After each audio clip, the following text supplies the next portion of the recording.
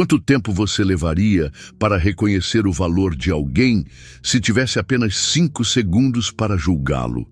Quantas histórias de heroísmo passariam despercebidas pelos seus olhos se você se deixasse guiar apenas pelas primeiras impressões? Esta é a história de um homem que dedicou 15 anos de sua vida a proteger o Rio de Janeiro, mas que descobriu que nem mesmo a farda mais respeitada do Brasil seria suficiente para blindá-lo contra o preconceito mais primitivo da sociedade. O herói anônimo. O sol do fim da tarde dourava as montanhas do Rio de Janeiro, quando o capitão Matias da Silva encostou sua moto Yamaha no estacionamento do Hospital Municipal São José. Tinha acabado de sair de uma operação no Complexo da Maré que durou 18 horas consecutivas. Seus músculos doíam, a mente estava exausta, mas havia uma promessa a cumprir. Sua filha de 8 anos, Sofia, estava internada há 3 dias com pneumonia.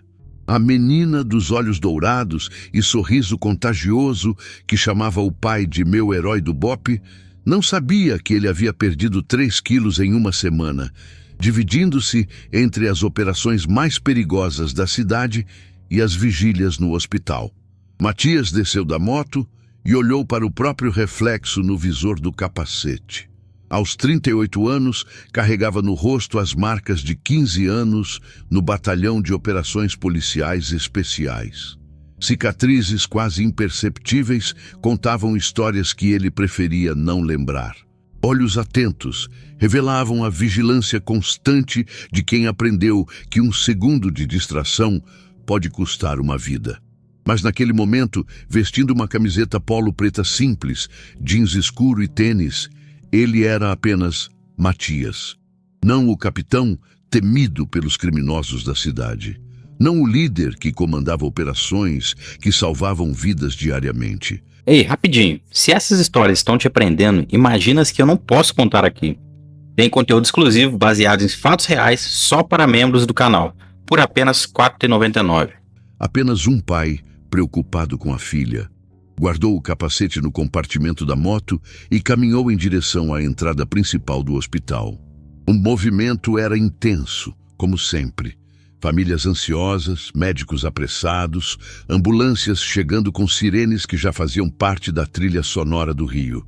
Na porta principal, um portão eletrônico controlava o acesso. Ao lado, uma guarita com vidros fumês abrigava 2 agentes de segurança privada. Um deles, um homem branco de cerca de 50 anos, com barriga proeminente e uniforme mal ajustado, observava cada pessoa que se aproximava com a desconfiança de quem se sentia investido de uma autoridade maior do que realmente possuía. O primeiro encontro. Matias se aproximou do portão e aguardou que o sensor detectasse sua presença. Nada aconteceu. Tentou novamente, caminhando mais devagar. O portão permaneceu fechado. Foi então que ouviu a batida no vidro da guarita. "Ai, você aí!" gritou o agente de segurança, abrindo a janela. "Para onde pensa que vai?"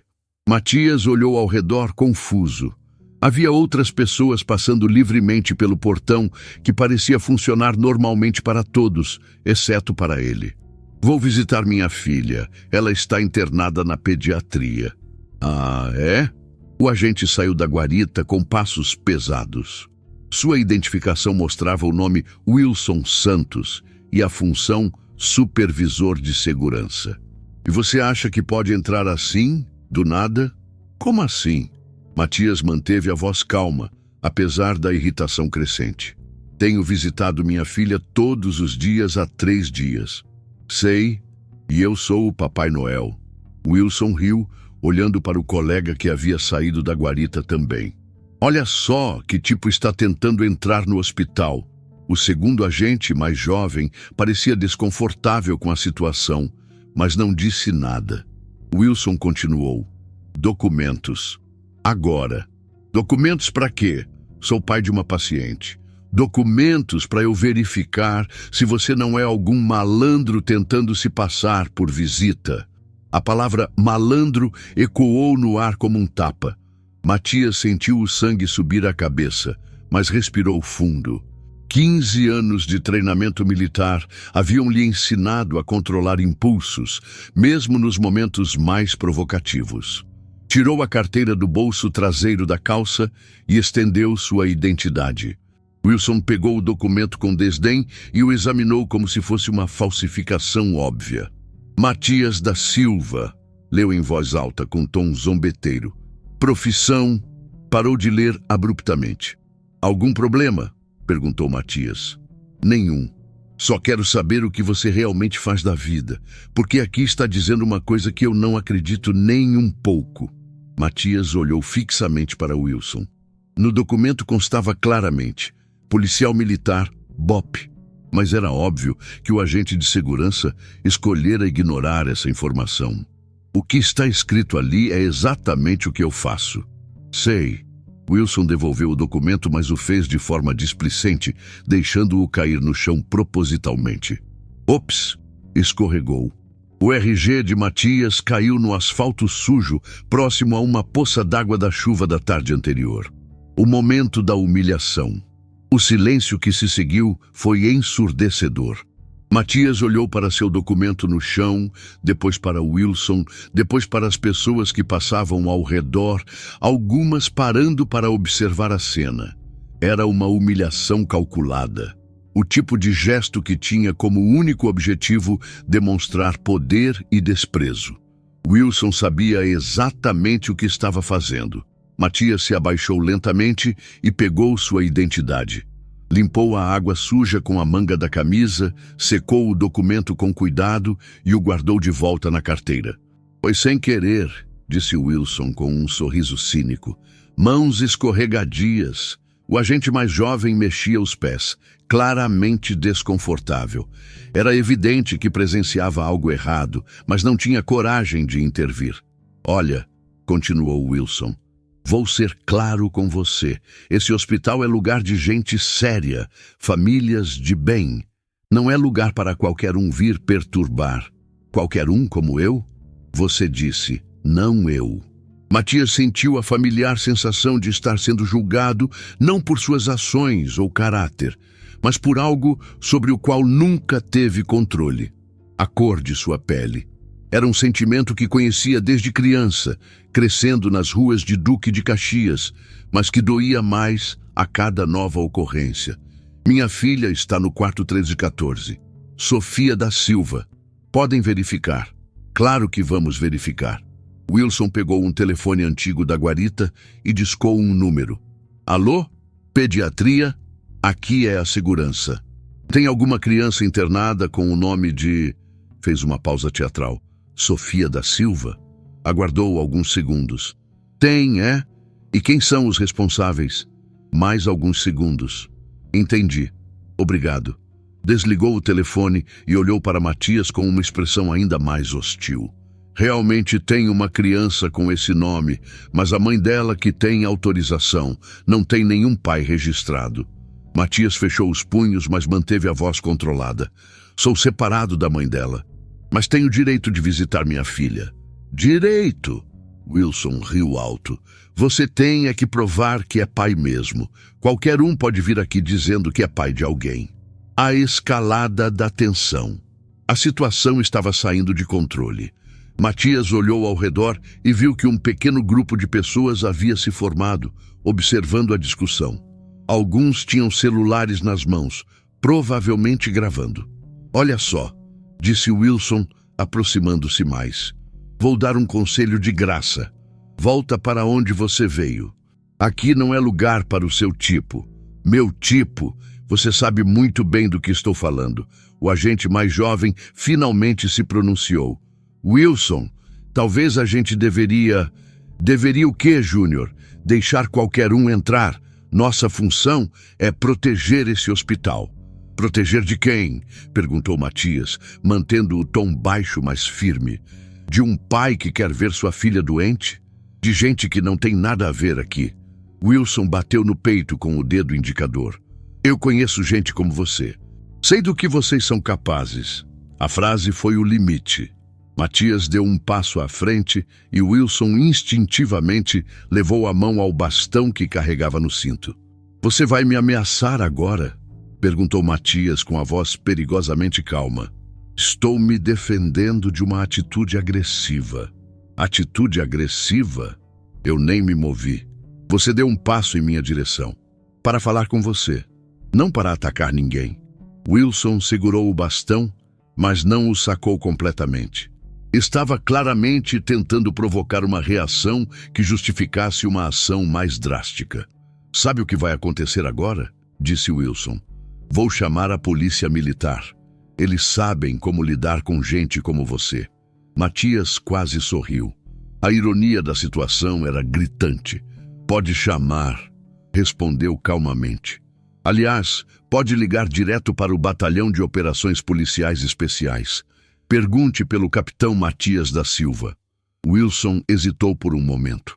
Havia algo no tom de Matias que não combinava com a imagem do malandro que ele havia construído mentalmente. A chamada que mudou tudo. Você está blefando, disse Wilson, mas sua voz havia perdido parte da convicção. Ligue, insistiu Matias. Número do BOP, 2334-5000. Pergunte pelo capitão Matias da Silva, da primeira companhia.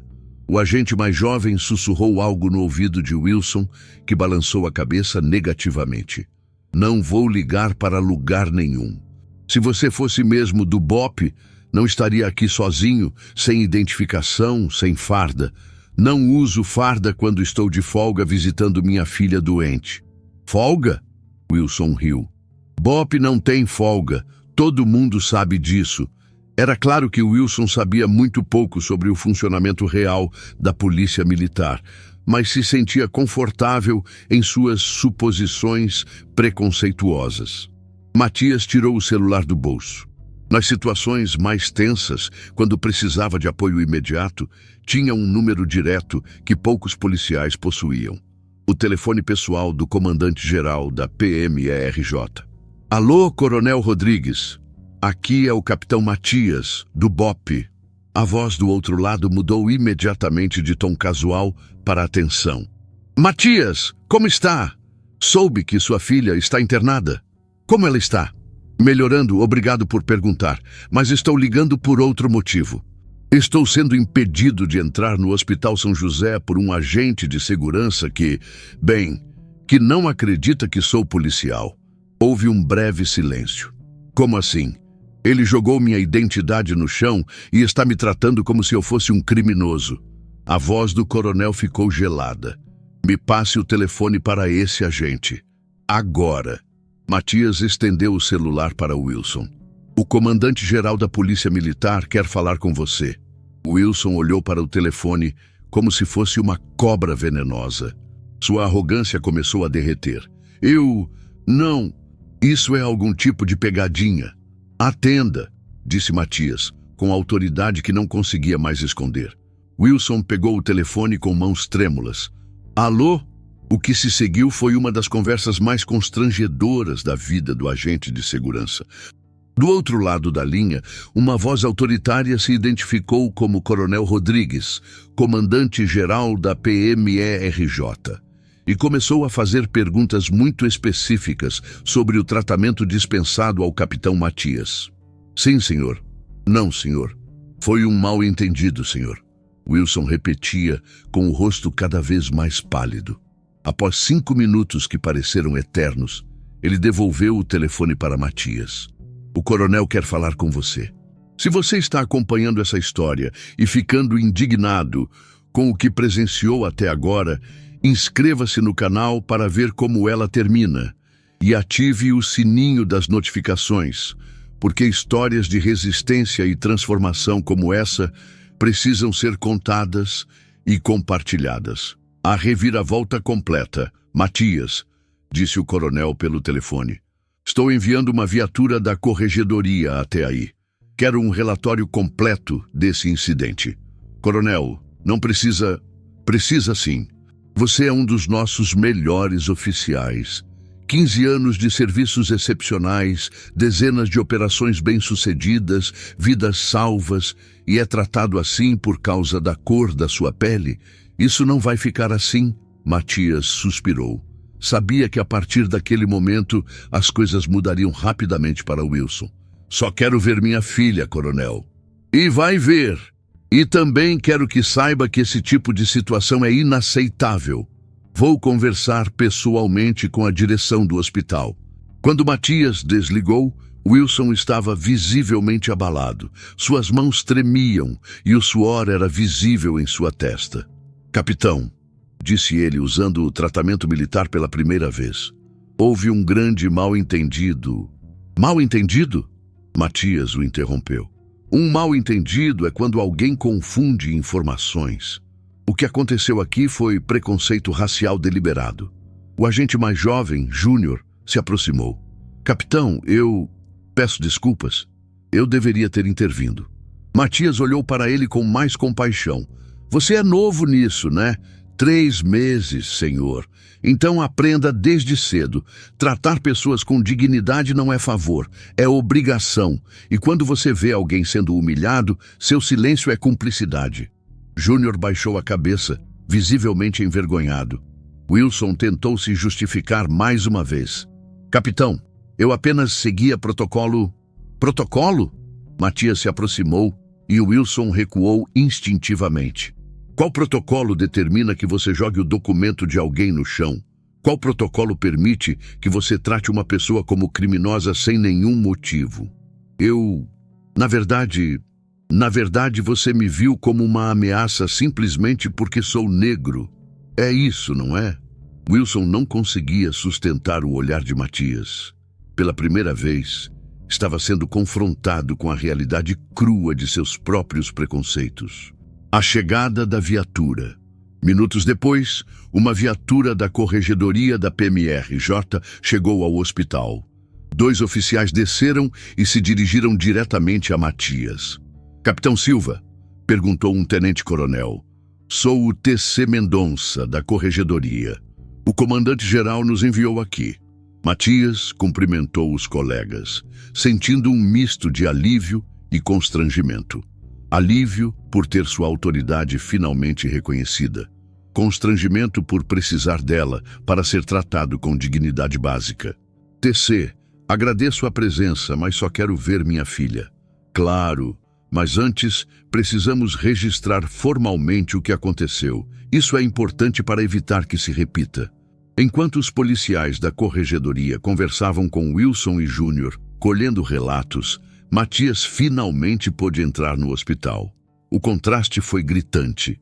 Dentro, os funcionários do hospital o conheciam e o tratavam com o respeito que merecia qualquer pai preocupado. Enfermeiras perguntavam sobre Sofia. Médicos atualizavam seu quadro. Todos demonstravam empatia humana básica. O reencontro. Quando Matias abriu a porta do quarto 314, Sofia estava acordada, brincando com um tablet emprestado pela enfermagem. Papai! Gritou ela com os olhos brilhando. Você demorou hoje. Matias se aproximou da cama e beijou a testa da filha. Sua temperatura estava normal. A respiração tinha melhorado significativamente. Tive uns problemas para entrar, princesa. Mas agora estou aqui. Que problemas? Matias hesitou. Como explicar para uma criança de 8 anos que o pai havia sido humilhado simplesmente por ser negro? Nada demais. Questões de trabalho. Você prendeu bandidos hoje? A pergunta inocente da filha o atingiu profundamente. Durante 15 anos, ele havia dedicado sua vida a proteger a sociedade, a enfrentar criminosos perigosos, a salvar vidas. Mas para Wilson, ele não passava de um malandro suspeito. Não hoje, amor. Hoje papai só queria ficar com você. Eles conversaram por 1 hora sobre a escola, sobre os desenhos que ela estava assistindo, sobre quando voltaria para casa. Sofia contou que havia desenhado um super-herói que se parecia com o pai, usando a farda do Bope. Ele salva todo mundo, disse ela mostrando o desenho. Igual o papai. Matias sorriu, sentindo o peito apertado de emoção. A reflexão necessária. Mais tarde, quando Sofia adormeceu, Matias saiu do quarto e encontrou os oficiais da corregedoria no corredor. Como foi? Perguntou o TC Mendonça. O agente de segurança foi demitido, informou o outro oficial. A empresa terceirizada que presta serviço aqui não quis nem ouvir explicações. O jovem recebeu uma advertência e vai passar por treinamento obrigatório sobre direitos humanos. Matias assentiu, pensativo. TC, isso me deixa com sentimentos conflitantes. Por um lado, acho que foi necessário. Por outro, sei que amanhã outro homem negro vai passar pela mesma situação em outro lugar e talvez não tenha os mesmos recursos que eu tive para se defender. É verdade, concordou Mendonça. Mas cada caso que vem à tona ajuda a conscientizar sobre o problema. Espero que sim. Eles conversaram por mais alguns minutos sobre medidas preventivas, sobre a importância de denunciar casos de discriminação, sobre a necessidade de mudanças estruturais na sociedade. Quando os oficiais saíram, Matias voltou para o quarto da filha e se sentou na poltrona ao lado da cama. Sofia dormia tranquilamente, respirando de forma regular pela primeira vez em dias. Ele pensou em toda a trajetória que o trouxe até ali. A infância difícil em Duque de Caxias, o ingresso na PM, os anos de treinamento intenso, a especialização no BOP, as centenas de operações, os reconhecimentos, as promoções. Pensou também em todas as vezes que foi questionado, desrespeitado ou humilhado simplesmente por ser negro. Na adolescência, quando era parado pela polícia sem motivo. No início da carreira, quando colegas duvidavam de sua competência. E agora, aos 38 anos, sendo tratado como suspeito na porta de um hospital. A decisão. Nos dias seguintes, enquanto Sofia se recuperava, Matias tomou uma decisão importante. Em vez de apenas aceitar as desculpas formais da administração do hospital, ele decidiu transformar sua experiência em algo construtivo. Junto com outros policiais negros, criou um projeto de conscientização sobre discriminação racial. O projeto incluía palestras em escolas, empresas e instituições públicas, sempre com foco na educação e na prevenção.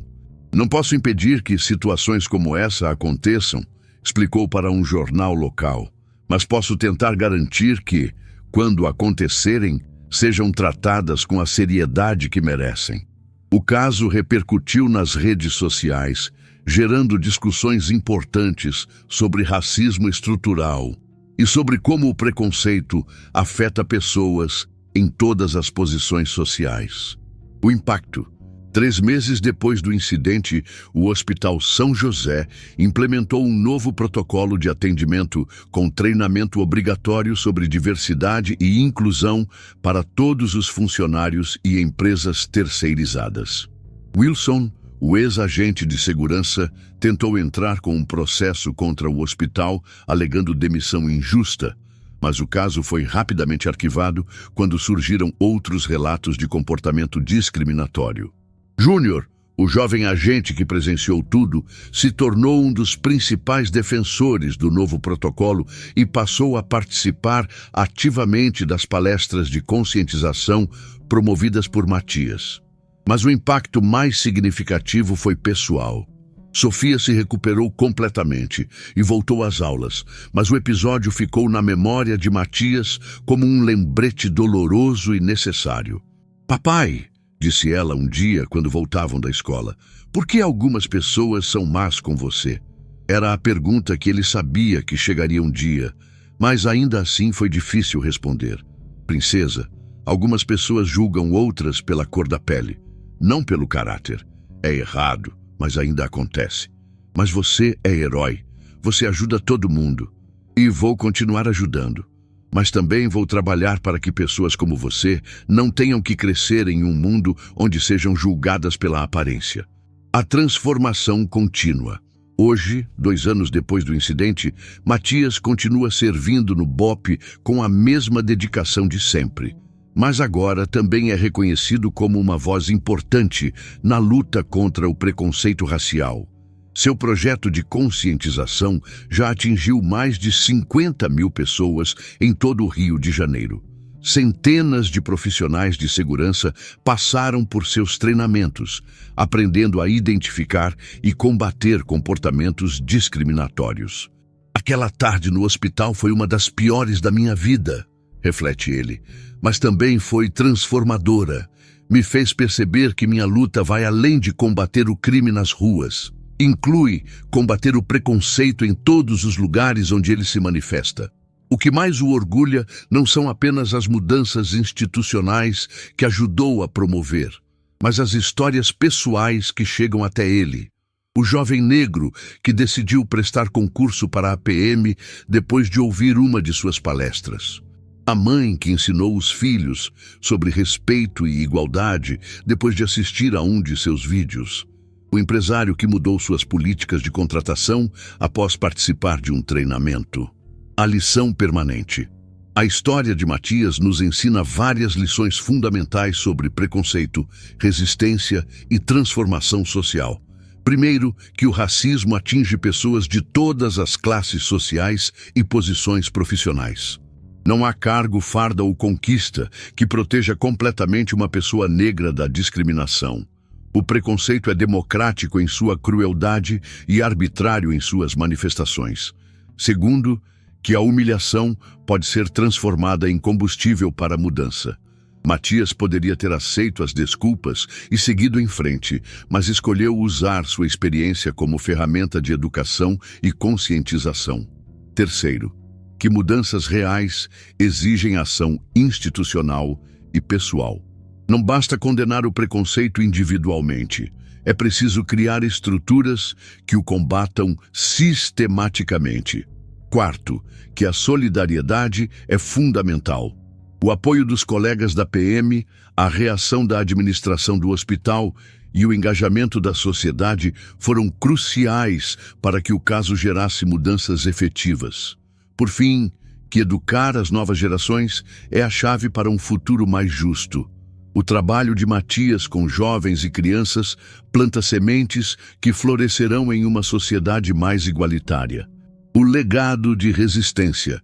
A filha de Matias, Sofia, hoje com 10 anos, cresceu conhecendo a história de como o pai transformou uma experiência dolorosa em força para a mudança. Ela frequentemente o acompanha nas palestras onde desenha super-heróis que combatem a injustiça. Quando eu crescer, disse ela recentemente, quero ser policial igual o papai, mas quero ser a policial que protege as pessoas de serem tratadas mal por causa da cor. A resposta dela resumiu perfeitamente o legado que Matias espera deixar. Uma geração que não aceita o preconceito como normal e que está disposta a lutar ativamente por justiça. O caso do capitão do BOPE, que teve sua identidade jogada no chão, se tornou um símbolo de resistência e transformação. Mostrou que é possível converter humilhação em dignidade, experiência pessoal em mudança coletiva e dor individual em força social. Mais importante, demonstrou que heróis verdadeiros não são apenas aqueles que enfrentam bandidos armados nas ruas, mas também aqueles que têm coragem de enfrentar os preconceitos arraigados na sociedade. A cada dia que Matias veste sua farda e sai para proteger o Rio de Janeiro, ele carrega consigo não apenas a responsabilidade de manter a segurança pública, mas também o compromisso de construir um Brasil onde o valor de uma pessoa seja medido pelo conteúdo de seu caráter, não pela cor de sua pele.